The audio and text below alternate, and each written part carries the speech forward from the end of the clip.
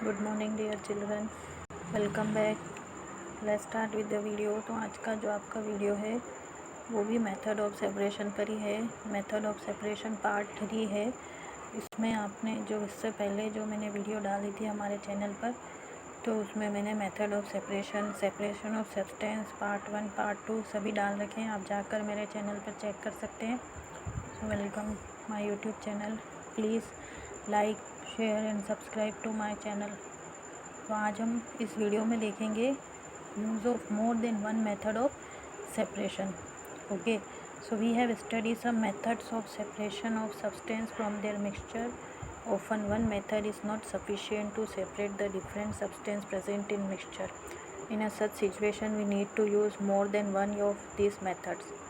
तो यहाँ पर हमने जितने भी मेथड्स पढ़े सेपरेशन ऑफ सब्सटेंस के, उनके मिक्सचर में से अक्सर जो है मेथड जो होता है वो एक मेथड सफिशिएंट नहीं होता है। या डिफरेंट सब्सटेंस या मिक्सचर में जो सब्सटेंस प्रेजेंट है उनको अलग करने के लिए इस सिचुएशन में क्या होता है, we need use to more than one of this method. एक से ज़्यादा मेथड यूज़ करने पड़ते हैं। तो यहाँ पर देखिए एक एक्टिविटी आपको दिख रही होगी, take a mixture of sand and salt. हमने कोई मिक्सचर लिया है सैंड और सॉल्ट का। So how will we separate this. अब हम इस मिक्सचर को कैसे सेपरेट करेंगे। So we already saw that hand picking would not be practice method of for separating this. तो प्रैक्टिस मेथड हम इसके लिए नहीं यूज़ कर सकते, this is not possible for it. तो keep this mixture in a beaker and some water to it. अब क्या करेंगे, इन दोनों को मिक्सचर को सेपरेट करने के लिए हम इस मिक्सचर को एक बीकर में रखेंगे और उसमें कुछ पानी ऐड करेंगे। Leave the beaker aside for some time. इस बीकर को साइड में रख देंगे कुछ देर के लिए। So what happen, do you see the sand settle down at the bottom. तो जो सैंड होती है जो कि पानी में इनसॉल्यूबल है, वो एक लेयर बना लेती है बॉटम में, और जो सॉल्ट है जो कि पानी में सॉल्यूबल है तो वो घुल जाता है। तो सॉल्ट तो पानी में घुल जाएगा और सैंड की अलग से लेयर बन जाएगी। So do you see the sand settle down at the bottom. So then sand can be separated by decantation और फिल्ट्रेशन। बॉटम में जो रेत है उसे हम, जो हमने डिकेंटेशन फिल्ट्रेशन प्रोसेस पढ़ी थी, उस प्रोसेस के द्वारा नितार कर, या तो पानी ऊपर से नितार लेंगे और रेत अलग हो जाएगी, या फिर उसे फ़िल्टर पेपर की सहायता से पानी को छान लेंगे और रेत जो है वो अलग हो जाएगी। So what does the decanted liquid contain. So do you think this water contain the salt which as there is a mixture at the beginning.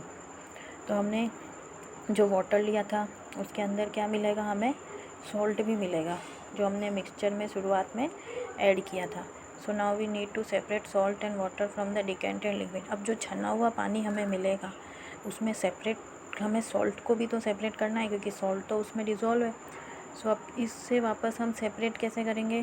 So transfer this liquid to a kettle and close its lid. Heat the kettle for some time. अब आपको पता है evaporation की process करेंगे, क्यों, क्योंकि जो salt है वो पानी में डिज़ोल्व है और डिज़ोल्व सॉल्ट के लिए हमें इवेपोरेशन यूज़ करना पड़ता है। तो उस लिक्विड को हम केटली में भरेंगे, उसके मुंह पर हम ढक्कन लगा देंगे और उस केटली को हम कुछ समय के लिए गर्म करेंगे। सो do you notice steam coming out from the spout. पानी के मुंह के, जो केटली का मुंह है वहाँ से स्टीम, भाप निकलने लगेगी। Take a metal plate with some ice on it. Hold the plate just above the spout of the kettle as shown figure 5.30। So what do you observe, let all the water in the kettle boil off. यहाँ पर देखिए आपको diagram दिखेगा, जो केटली को हम गर्म कर रहे हैं इसके अंदर सॉल्टेड वाटर है। जब हम इसको गर्म करेंगे और इसकी भाप जो निकलेगी इसके स्पाउट में से, तो इस भाप को हम क्या करेंगे, इस ढक्कन पर, यहाँ पर हम इसको इकट्ठा कर लेंगे और इसके ऊपर जो है बर्फ़ रख देंगे, आइस रख देंगे। तो आइस रखने से क्या होगा, ये स्टीम ठंडी होके यहाँ पर इस बीकर के अंदर बूंद बूंद करके जो है पानी गिरेगा। तो ये कुछ प्रोसेस होती है। So when the steam comes in contact with the metal plate cooled with ice, it condense and forms liquid water. जब ये स्टीम कूल होगी तो ये लिक्विड फॉर्म में चेंज होगी और पानी जो है इस बीकर में इकट्ठा हो जाएगा। So this process of convention of water vapour into its liquid form is called condensation. ये प्रोसेस आप सभी जानते होंगे, कंडेंसेशन। स्टीम जो है, जब मैटर की जो स्टेट है, मैटर की 3 स्टेट होती है, सॉलिड, लिक्विड और गैस। तो कंडेंसेशन की प्रोसेस में क्या होता है, जो स्टीम गैस होती है जिसे हम स्टीम भी बोल सकते हैं या वाटर वेपर भी बोल सकते हैं, इसमें वाटर वेपर जो है वो लिक्विड में चेंज हो जाता है, मतलब steam gas form liquid form में चेंज होती है। इस प्रोसेस को हम कंडेंसेशन बोलते हैं। So did you ever see water drops condense under a plate that has been used to cover a vessel containing milk that just been boiled? आपने अपने घर में भी देखा होगा कि जब हम किसी गरम चीज़ को प्लेट से कवर या ढक्कन से कवर कर देते हैं तो गरम की जो स्टीम होती है, कुछ जो ड्रॉपलेट्स होती है वो उस प्लेट के ऊपर जमा हो जाती है। So after all the water has evaporate what is left behind in the kettle. तो आप सभी जानते हैं कि जब इस केटली का पानी पूरी तरह से भाप बनकर उड़ जाएगा स्टीम से और वापस इस बीकर में आके जमा हो जाएगा, तो फिर पीछे क्या बचेगा बीकर में? सो अब क्या बचेगा? Separated salt, sand and water using the process of decantation, filtration, evaporation and condensation. तो यहाँ पर हमने देखा कि हमने लिक्विड को जो है सैंड और सॉल्ट को सेपरेट करने के लिए हमने एक से ज़्यादा मेथड यूज़ करने पड़े। हमें कौन कौन से मेथड यूज़ करने पड़े? एक तो हमें डिकेंटेशन, फिल्ट्रेशन, इवोपरेशन और कंडेंसेशन, हमें 4 मेथड यूज़ करने पड़े।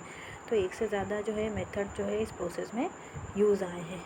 सो तो पहेली faced a problem while recovering salt mixed with sand. She has mixed a packet of salt in a small amount of sand. She then tried to method suggestion in activity 7 to recover the salt. The found, however, that she could recover only a small part of the salt that she had taken. What could have gone wrong? So can water dissolve any amount of substance? So we found that many substances dissolve in water and form a solution. कई सारे substances ऐसे होते हैं जो पानी में घुल जाते हैं और क्या बनाते हैं? Solution. So we said that substances are soluble in water.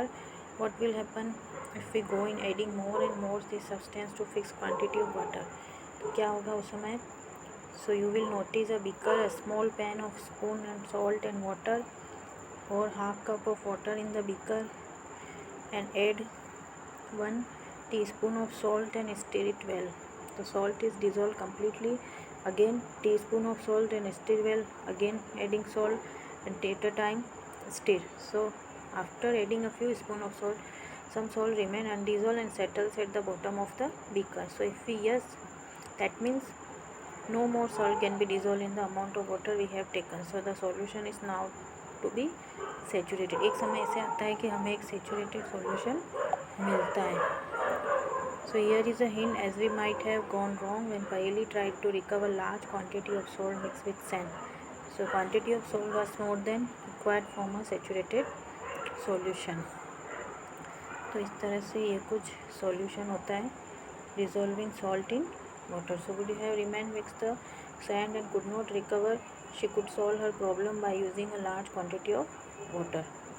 Okay, so next activity में भी देखिए, बीकर में कुछ पानी लिया है, उसमें सॉल्ट लिया है, until it cannot dissolve any more salt, so that will give you saturated solution of salt in water. So now add some quantity of salt and this solution is heat. So what do you find? So what happens to undissolved salt in the bottom of beaker? क्या होगा उसका? So does it dissolve? Now if we ask more salt to be dissolved in this solution by heating, उसको गर्म करेंगे. जब भी solution cool हो जाएगा तो हमें जो है बॉटम में सॉल्ट दिखने लगेगा दूर से. तो ये कुछ प्रोसेस इसके अंदर होती है. इन सारी प्रोसेस को जो है इन एक्टिविटीज़ के द्वारा जो है समझाया गया है. ओके, तो ये यहाँ पर देखिए, यहाँ पर कुछ प्रोसेस है, उसमें आपको सब्सटेंस लिखा हुआ है, शुगर लिखा हुआ है, तो नंबर ऑफ़ स्पून उसमें ऐड करना है, कितना जो है डिज़ोल्व हुआ है, कितना नहीं हुआ है. तो यहाँ पर जो है इस वीडियो में हमने देखा कि एक से ज़्यादा मेथड जो है हमें इसमें यूज़ करने पड़ते हैं. ओके, तो I hope you all are understand very well. Do you like this video? So hit the like button and subscribe to my YouTube channel. Thank you.